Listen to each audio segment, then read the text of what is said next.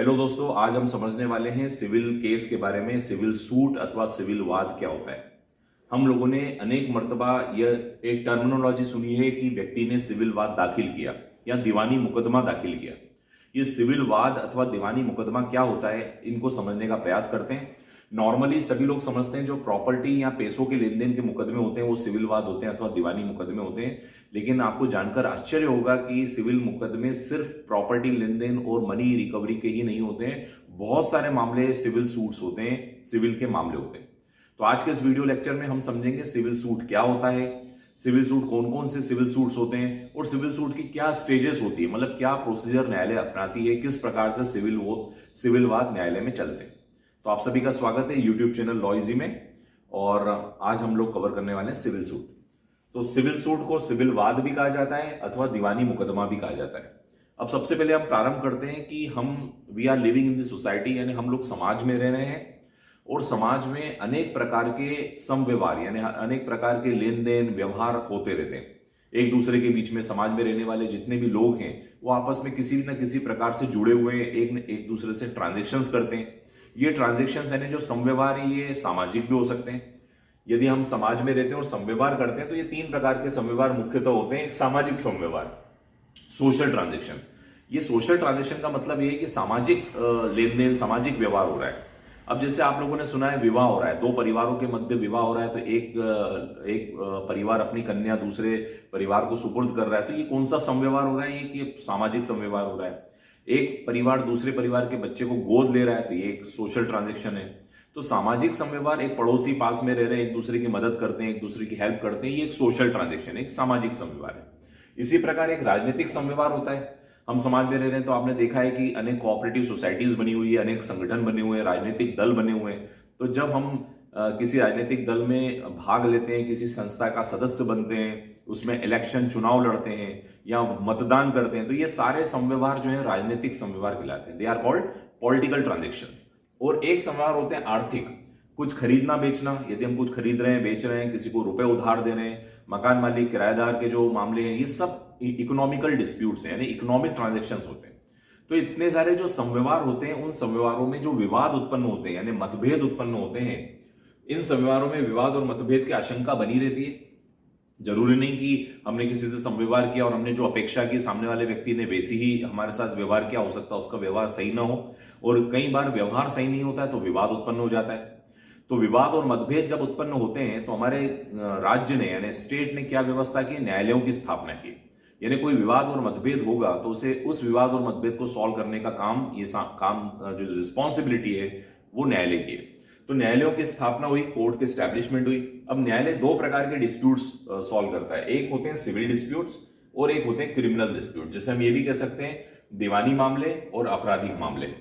अब दीवानी मामले नाम से स्पष्ट है, दीवानी सिविल यानी जिसमें दंड वगैरह नहीं होने वाला है।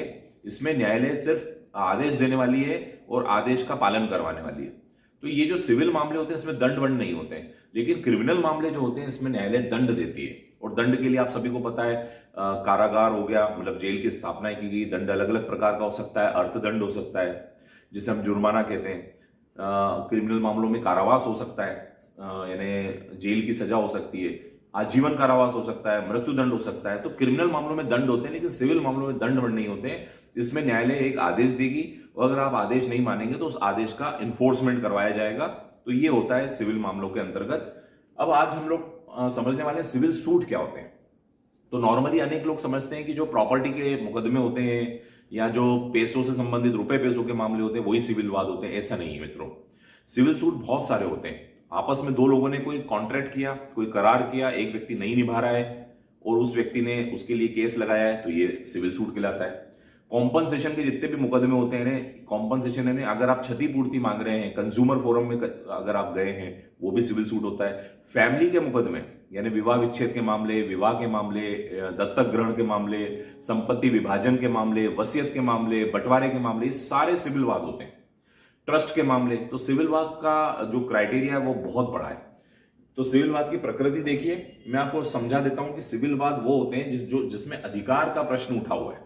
यदि कोई व्यक्ति कह रहा है कि मेरा अधिकार है, न्यायालय डिक्लेयर करे कि मेरा अधिकार है, तो ये अधिकार के डिक्लेरेशन के जो सूट्स होते हैं ये सिविल सूट्स होते हैं। प्रॉपर्टी के डिस्प्यूट तो हम लोगों ने समझ ही लिए, प्रॉपर्टी का मालिकाना हक यानी ऑनरशिप की बात हो या पोजेशन कब्जों की बात हो, बंटवारे की बात हो, अंश की बात हो, ये सारे मामले सिविल मामले होते हैं।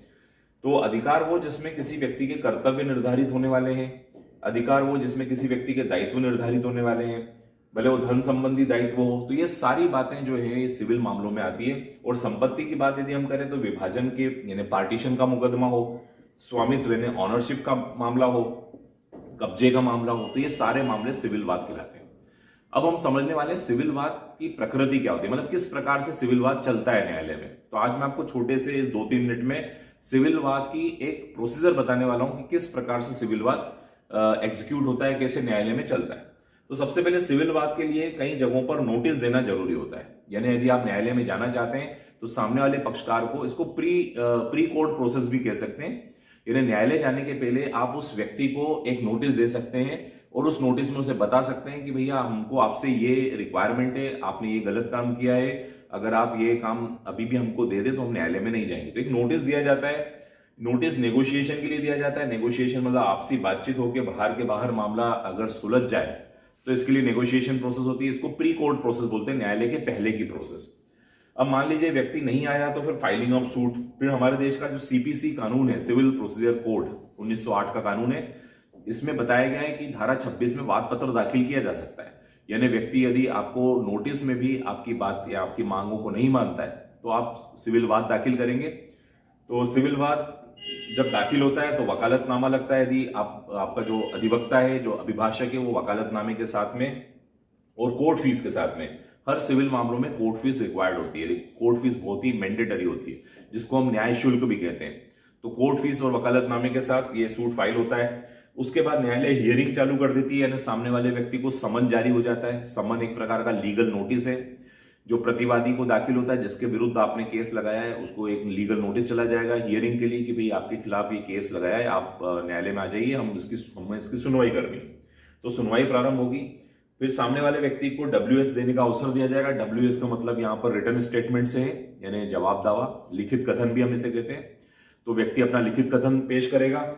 फाइलिंग ऑफ डॉक्यूमेंट, उसको इस बात का भी अवसर होगा कि वो अपने पक्ष में, यदि उसके पक्ष में कोई दस्तावेज है तो वो दस्तावेज पेश कर सकता है। तो filing of document, issue framing, फिर न्यायालय दोनों डॉक्यूमेंट जब दावा और प्रतिदावा न्यायालय के सामने आ जाता है तो न्यायालय उसमें से वाद प्रश्न निकालती है कि डिस्प्यूट का बिंदु क्या है, ऐसे कौन से बिंदु हैं जिसमें दोनों के बीच में डिस्प्यूट है, वो बिंदु तय कर लिए जाते हैं, विवाद के बिंदु, जिसको विवादक तथ्य भी कहा जाता है।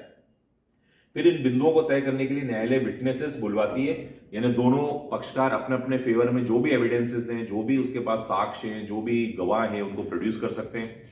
और दूसरा पक्ष उसको क्या कर सकता है, क्रॉस कर सकता है। क्रॉस मतलब कूट परीक्षण, प्रति परीक्षण कर सकता है। इसके बाद फाइनल हियरिंग होती है। फाइनल हियरिंग मतलब अंतिम बहस जिसे हम कहते हैं। अंतिम बहस होने के उपरांत न्यायालय डिसीजन दे देती है और डिसीजन के ही तारतम्य में डिक्री बनती है। डिक्री हमेशा सिविल मामलों में होती है, क्रिमिनल मामलों में डिक्री शब्द का इस्तेमाल नहीं होता है। तो डिक्री मतलब जो भी जजमेंट हुआ है, जो भी डिसीजन हुआ है, भले वो 10-15 पेज का हो, लेकिन डिक्री जो होती है वो 1-2 पैराग्राफ की होती है। उसमें कंक्लूजन लिखा हुआ रहता है। डिक्री में इस बात का कंक्लूजन लिखा होता है, उदाहरण के तौर पर ए ने मुकदमा लगाया बी के ऊपर 1 लाख रुपए वसूली का, तो डिसीजन बहुत बड़ा हो सकता है, 10-20 पन्नों का हो सकता है, लेकिन डिक्री में सिर्फ इतना लिखा रहेगा कि ए बी से 1 लाख रुपए प्राप्त करने का अधिकारी है। जैसे डाइवोर्स की डिक्री है तो इसमें यह लिखा रहेगा कि ए और बी के मध्य जो विवाद दिनांक 100 को हुआ था, वह विवाह आज दिनांक को विवाह विच्छेदित किया जाता है। तो इसमें बैठ के कारण वगैरह लिखने की जरूरत नहीं है, इसमें जिस्ट लिखा जाता है, कंक्लूजन लिखा रहता है डिक्री में। तो डिसीजन बनता है, डिसीजन की तारतम्य में डिक्री बनती है। और जो व्यक्ति डिक्री से भी या डिसीजन से असंतुष्ट है वो व्यक्ति अपील कर सकता है हायर जगह पे, उसके ऊपर वाली कोर्ट में। अपील का मतलब है जो व्यक्ति निर्णय की वैधता को चुनौती देता है वो व्यक्ति अपील में जा सकता है। और कई जगहों पर अपील जहां नहीं होती वहां पे रिवीजन होती है। रिवीजन भी एक अपील के जैसे ही होती है, इसमें न्यायालय के आदेश को चुनौती दी जाती है। तो यह है मित्रों सिविल वाद के प्रक्रम। अभी हम लोगों ने जो समझा वो सिविल वाद के स्टेजेस थी कि किस प्रकार से सिविल वाद न्यायालय में चलता है। I hope you enjoyed this lecture. Kindly subscribe my channel Law Easy.